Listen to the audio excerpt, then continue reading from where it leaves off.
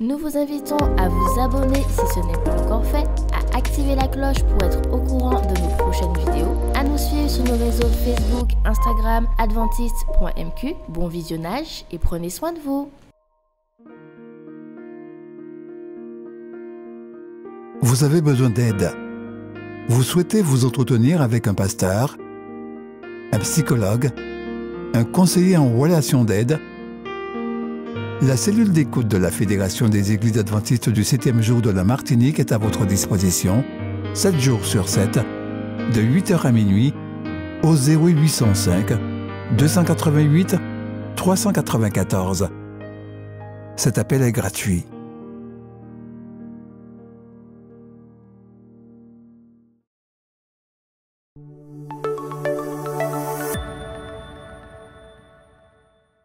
Peut-être avez-vous rarement entendu un sermon sur la convoitise.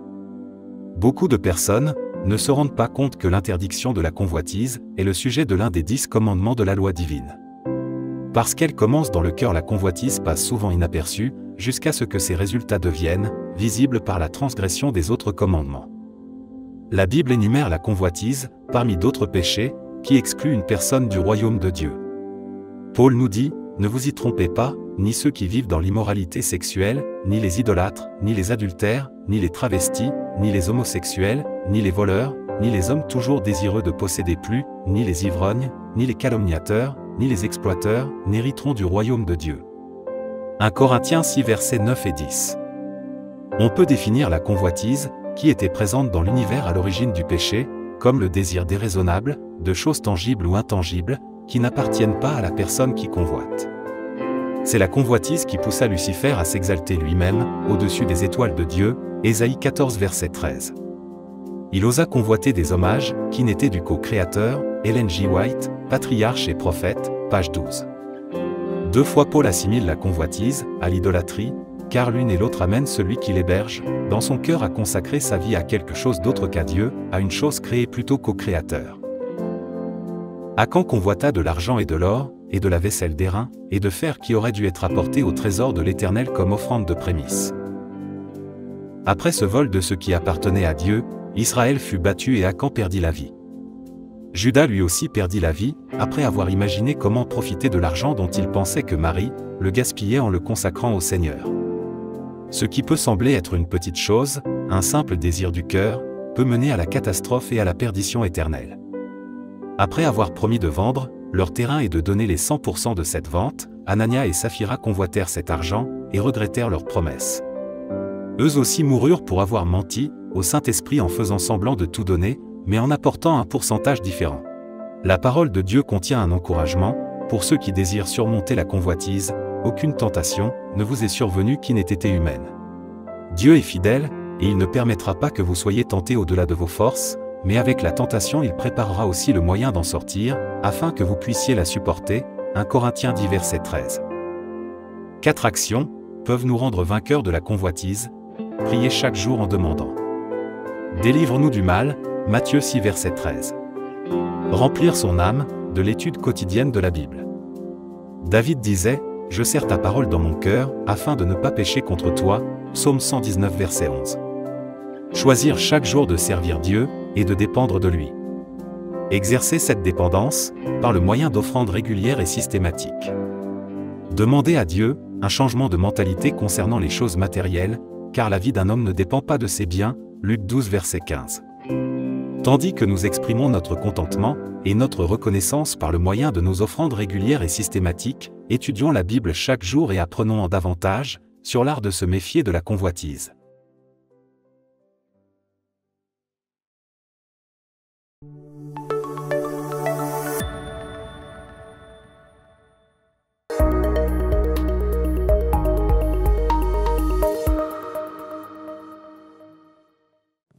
Bonjour chers amis internautes, bienvenue en ce merveilleux sabbat que Dieu nous offre. Nous sommes très heureux d'être avec vous en ce matin. Et récemment, je me suis attardé sur un article d'un journal. Vous savez, il y a des journaux, des magazines qui relatent des faits intéressants. Je me suis attardé sur un article d'un journal. Et ça disait, on ne peut rien faire pour vous. Il ne vous reste quelques mois à vivre. Certains pronostics laissent peu de place au doute. Pourtant, malgré les annonces, il arrive que notre état de santé évolue et s'améliore et que l'on soit encore là, bien vivant, plusieurs années après. Pourquoi? Ceux qui ont vécu l'expérience parlent parfois de miracles. Les médecins, eux, préfèrent utiliser les termes de guérison inexpliquée ou de rémission spontanée sans les nier pour autant. Ils sont les premiers à constater que parfois, la médecine ne comprend pas tout. Tous les oncologues peuvent citer au moins un cas de tumeur ayant régressé ou disparu sans que les traitements suffisent à le justifier, voire sans aucun traitement. Cela arrive dans un cas pour 100 000 environ. Il n'y a jamais eu une explication isolée, mais une combinaison d'éléments, un changement radical de l'alimentation, plus saine, bio, local, de saison, la volonté de cultiver les émotions positives ou encore d'accepter l'aide des autres, amis, famille, associations. Finalement, ces rémissions ne viennent pas par hasard, mais chez des patients qui tentent tout et s'ouvrent aussi aux approches alternatives. Ceux qui refusent d'accepter la fatalité ont souvent une bonne raison de vivre. Des enfants à voir grandir, des projets, un sentiment inachevé. Les recherches montrent qu'on retrouve cet état d'esprit de guérison particulier chez les survivants. Cet article de magazine semble dire que la guérison inexpliquée semble être possible. La Bible en parle comme étant un élément fondamental du ministère de Jésus lorsqu'il était sur terre. Je vous invite à partager avec moi un passage des Écritures qui devrait être riche en enseignements. Ouvrons notre Bible dans Matthieu 9, au verset 1 à 8. La Bible nous dit, « Jésus étant monté dans une barque, traversa la mer et alla dans sa ville. Et voici, on lui amena un paralytique couché sur un lit. Jésus, voyant leur foi, dit au paralytique, « Prends courage, mon enfant, tes péchés sont pardonnés. » Sous quoi quelques scribes dirent au-dedans d'eux, « Cet homme blasphème. » Et Jésus, connaissant leurs pensées, dit, « Pourquoi avez-vous de mauvaises pensées dans vos cœurs? Car lequel est plus aisé de dire, « Tes péchés sont pardonnés » ou de dire, « Lève-toi et marche. » Or, afin que vous sachiez que le Fils de l'homme a sur terre le pouvoir de pardonner le péché, lève-toi, dit-il au paralytique, prends ton lit et marche. Et va dans ta maison plutôt. Et il se leva et s'en alla dans sa maison. Quand la foule vit cela, elle fut saisie de crainte et elle glorifia Dieu qui a donné aux hommes un tel pouvoir. Nous allons nous arrêter ici et nous adresser à notre Seigneur et lui demander de nous accompagner durant notre parcours au travers de cette péricope ou sinon de cet épisode de la vie de Jésus. Inclinons nos têtes. Notre Dieu, notre Père, nous te remercions pour ton amour que tu nous permets de bénéficier en ce matin. Nous voulons te dire que nous sommes prêts à t'écouter. Nous voulons te dire que nous sommes prêts à nous laisser enseigner par cet épisode de ta vie. Nous sommes prêts à mettre en pratique ce qui doit être mis en pratique. Aide-nous pour avoir une saine compréhension de ce que toi tu veux que nous puissions avoir et guide-nous au travers de ce texte au nom de Jésus et pour ta gloire. Amen. Le chapitre 9 de Matthieu conclut la séquence de 2 chapitres de récits de miracles. Nous voyons que Jésus redescend de la montagne où il a eu des moments avec les disciples, voire la foule qui l'entourait. Le chapitre 9, oui, ce chapitre que nous venons de lire, commence avec la guérison d'un paralytique. Ce chapitre est suivi ensuite de l'appel de Matthieu Lévi et de 3 autres paraboles illustrant le ministère de Jésus basé sur le royaume. Jésus est venu sur cette terre de toute façon pour que son royaume, le royaume de Dieu, soit connu. Nous voyons dans ce texte qu'une foule amène à Jésus un homme paralysé par sa condition d'homme charnel. Oui, sa condition d'homme sur terre, sa condition d'homme pécheur, qui ne peut se défaire de sa situation. C'est un homme qui est transporté pendant des kilomètres par des amis bien intentionnés. Il désire la guérison de l'homme. Sauf exception faite, nous serons amenés un jour ou l'autre à devoir fréquenter un cabinet de médecins. Je me souviens de ces longues files d'attente devant le cabinet d'un certain médecin qui attirait une grande clientèle et qui venait parfois de très loin parce qu'il avait été plutôt convaincant lors de ses consultations. Ses clients disaient du bien de lui, même s'il n'était pas guéri, mais il savait dire du bien de cet homme. Ceci était dû au fait qu'il avait réussi, semble-t-il, à soulager mieux qu'un autre collègue. La Bible nous rappelle que Dieu, qui a le pouvoir de guérison, a mis à notre portée des personnes prêtes à intervenir pour notre bien. Dans notre cas, dans ce chapitre 9 de Matthieu, c'est Jésus, notre Créateur, qui intervient lui-même. Avec Jésus, nous décelons un besoin de la part de Dieu de répondre plutôt aux attentes face aux conséquences du péché dans nos vies. L'homme est dans la crainte face aux désagréments occasionnés par le malin. Juste pour vous dire que la Bible nous rappelle que le premier péché, ou sinon le péché initial à tout péché, se trouve au jardin d'Éden. Et c'est Satan qui a occasionné cela chez l'homme. Satan a voulu qu'il y ait une séparation d'avec Dieu. Mais la Bible nous dit aussi que lorsque nous plaçons notre confiance en Dieu, le résultat est au-delà de notre attente. Le vœu le plus cher de notre vie, c'est que l'Éternel nous apporte réconfort et soutien. Un soutien qui ne manque jamais dans la détresse. L'auteur du livre de Nombres, Moïse, rappelle que Dieu nous bénira, c'est-à-dire qu'il nous fera du bien.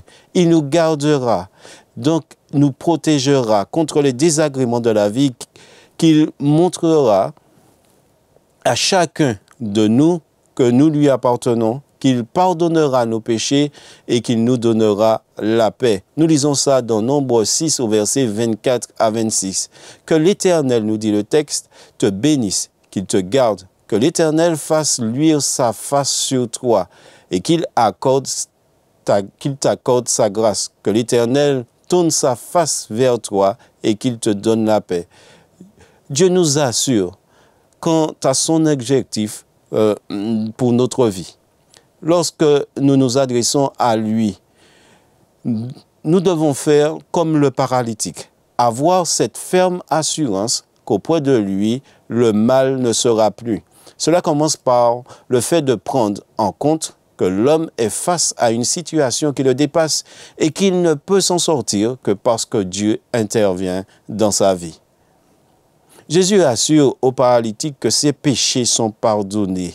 Jésus nous assure que nos péchés seront pardonnés. La pédagogie de Dieu dans ce passage de la Bible est là pour nous montrer que Dieu veut nous dire quelque chose. Jésus rappelle que la Bible rapporte des histoires vraies, oui, qui doivent nous inciter à la réflexion et desquelles nous pourrions tirer de véritables enseignements.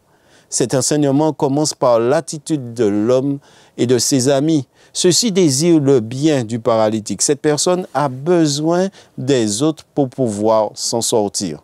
Les évangélistes Marc et Jean rapportent qu'il dut se frayer un passage dans la foule nombreuse, marcher pendant de nombreux kilomètres, monter sur un toit, faire une ouverture en enlevant certainement tuile par tuile ce qui gênait et ensuite descendre l'homme. Le besoin de l'autre est utile pour le salut donné par Dieu. Peut-être qu'ils eurent de la peine à entendre la réponse de Jésus. La Bible ne le dit pas. C'est vrai que Jésus semble dire que c'est uniquement ses péchés qui ont été pardonnés. Néanmoins, la réponse de Jésus est ce qu'il faut Dieu libère l'homme de façon définitive de ce qui occasionne sa déchéance, le péché. Dans le psaume 32, verset 1, la Bible nous dit « Heureux celui à qui la transgression est remise, à qui le péché est pardonné. » Dans le psaume 103, au verset 3, il nous est dit que c'est lui qui pardonne toutes tes iniquités, qui guérit toutes tes maladies. Le mal semble être traité à la racine. Dieu est en train de nous dire en ce moment qu'il est prêt à nous soulager de ce qui nous retient de la guérison éternelle. Lorsqu'un homme est pardonné, il doit être heureux. C'est-à-dire que Dieu lui enlève ce qui l'empêche de vivre d'une façon joyeuse. Il lui donne la sérénité. Si sur cette terre, parfois, nous ne trouvons pas de réponse à nos maladies, lorsque nous acceptons Dieu dans nos vies, nous sommes victorieux face aux conséquences qui peuvent devenir irréversibles, c'est-à-dire la mort éternelle. C'est un fait que l'homme à qui les péchés sont remis est heureux, car le pardon ne vient pas d'un humain, mais de Dieu. Imaginez-vous que vous ayez commis quelque chose d'irréparable, que vous avez transgressé la loi des hommes, ou sinon vous avez transgressé la loi de Dieu. Et que vous vous retrouvez dans un lieu où vous serez privé de liberté pendant des années, voire durant toute votre vie. Vous vous posez la question de savoir qui va vous sortir de là. Il est vrai que notre société a imaginé des moyens pour sortir quelqu'un de prison alors qu'il a commis des choses irréparables. Mais le pardon, véritablement, le pardon qu'il doit avoir pour l'acte qu'il a commis ne viendra pas des hommes, mais viendra certainement de Dieu. Il est vrai aussi que nous pouvons lui donner notre pardon, mais la réhabilitation de cet homme par rapport à l'acte qu'il aurait commis, surtout si c'est un acte grave, doit venir d'ailleurs, tout comme ce besoin de l'homme de trouver, du paralytique, de trouver quelqu'un pour pouvoir le soigner. Et cette personne qui peut le soigner, c'est Jésus. La réaction des pharisiens est surprenante. Il y a de la désapprobation des paroles de Jésus. Ils diront qu'il y a blasphème, que ce n'est pas bon. Lorsqu'une personne reconnaît son état et qui fait appel à Dieu, ce dernier répond à son cri. Cependant, lorsque nous refusons celui qui peut nous pardonner, nous entrons dans une opposition ouverte avec Dieu. Les pharisiens avaient tout simplement décidé que Jésus ne pouvait pardonner les péchés. La Bible rapporte que Jésus est le Fils de Dieu et qu'il est Dieu lui-même. S'il le dit qu'il peut pardonner les péchés, c'est sûr qu'il est celui qui peut vraiment le faire. Mais la Bible nous dit et nous oriente vers ce qui nous empêche véritablement d'accepter Jésus comme sauveur. Il nous a dit dans Jérémie 2, au verset 5 à 6, « Ainsi parle l'Éternel. Quelle iniquité vos pères ont-ils trouvé en moi pour s'éloigner de moi et pour aller après des choses de néant et n'être eux-mêmes que néant. Ils n'ont pas dit où est l'Éternel, qui a fait monter du pays d'Égypte, qui nous a conduits dans le désert, dans une terre aride et pleine de fosses, dans une terre où règne la sécheresse et l'ombre de la mort, dans une terre par où personne ne passe, où il n'habite aucun homme. C'est-à-dire que la Bible est en train de mettre les hommes face à leur réalité. La réalité d'un esprit de rébellion, la réalité d'un esprit qui veut se passer de Dieu. La Bible nous dit que Jésus, lui, comprend les besoins de l'homme. Le besoin est de trouver un sens à notre vie. Notre besoin, c'est de trouver un sens à notre vie. Celui qui ne croit pas en l'amour se laissera aller à mourir.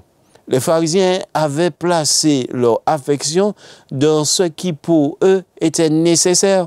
Ils étaient convaincus que dans un certain fonctionnement, ils auraient réalisé ce que Dieu demandait. Cependant, ils avaient placé dans leur espérance dans des paniers percés. Ils avaient placé leur vie entre des mains qui n'étaient pas celles de Dieu. Mais s'ils avaient placé leur vie entre les mains de Dieu, ils auraient eu la vie éternelle, tout comme cet homme. La vie signifie que Dieu nous a pardonné. Voici ce témoignage. C'est que Dieu nous a donné la vie éternelle et que cette vie est dans son Fils. Dieu nous permet d'avoir la vie éternelle et cette vie-là, nous ne pouvons l'avoir que dans celui-là même qu'il l'a envoyé. Avec Dieu, nous avons la victoire sur nos déterminismes, sur le fait que nous puissions penser que notre vie est finie et que nous n'avons plus rien à faire de cette vie et que rien de notre vie ne peut changer. La vie vaut le coup d'être pris en main. Prendre sa vie en main, c'est faire face à la vie et à ses désagréments.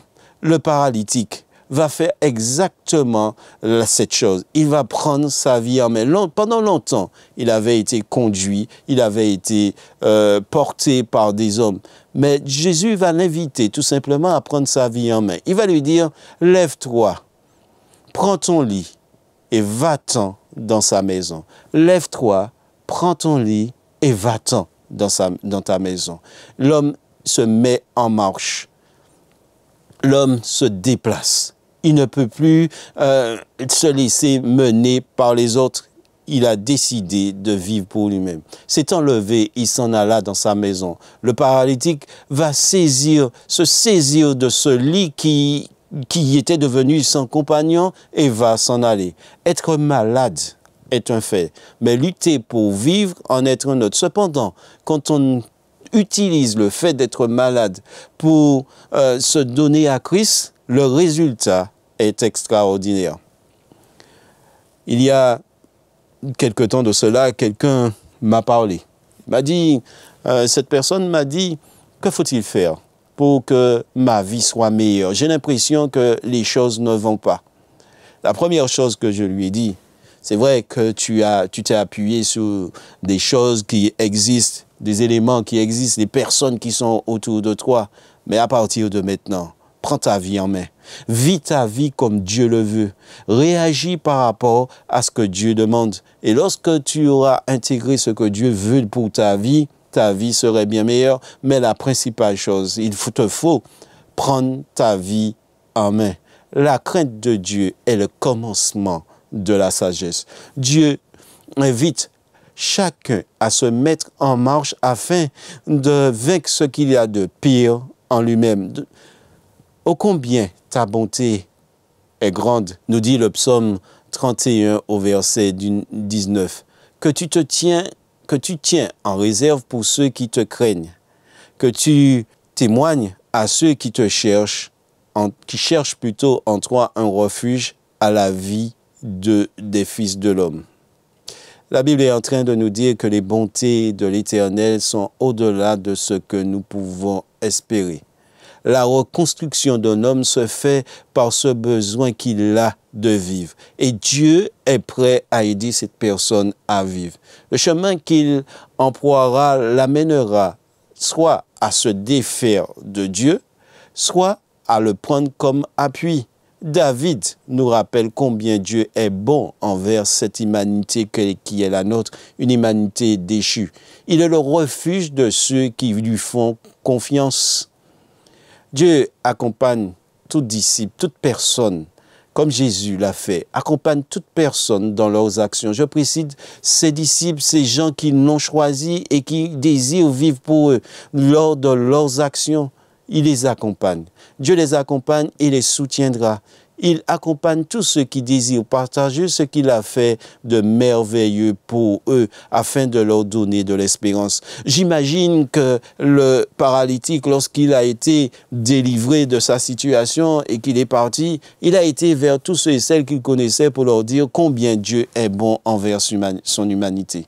Dans 2 Chroniques 16 au verset 9, la Bible me dit « Car l'Éternel étend ses regards sur toute la terre, pour soutenir ceux dont le cœur est tout entier à lui. Aucun obstacle ne doit nous empêcher d'avancer. Dire le salut et faire accepter le salut, c'est ce qu'il y a de plus important pour l'homme. Jésus nous offre ce salut.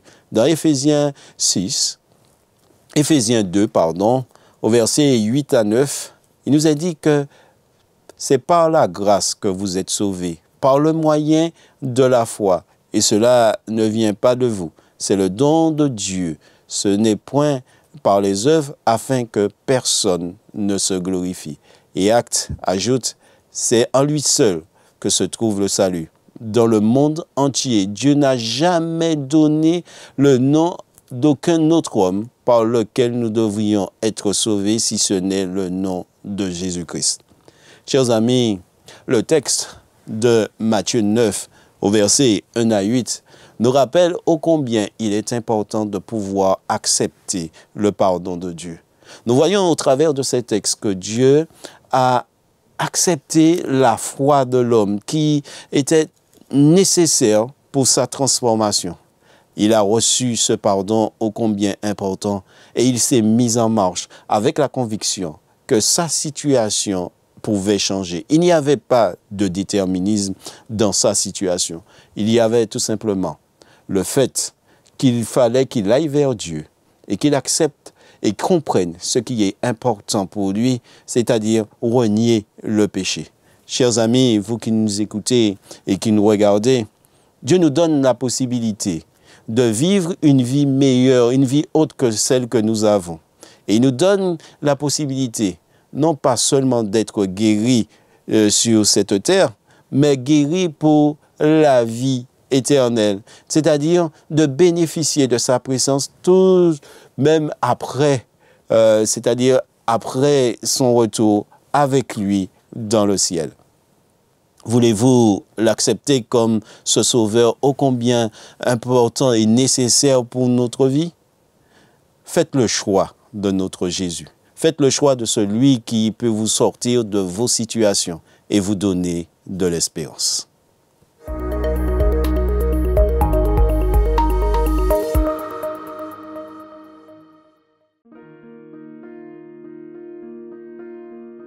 Vous avez besoin d'aide. Vous souhaitez vous entretenir avec un pasteur, un psychologue, un conseiller en relations d'aide. La cellule d'écoute de la Fédération des Églises adventistes du 7e jour de la Martinique est à votre disposition, 7 jours sur 7, de 8h à minuit, au 0805 288 394. Cet appel est gratuit.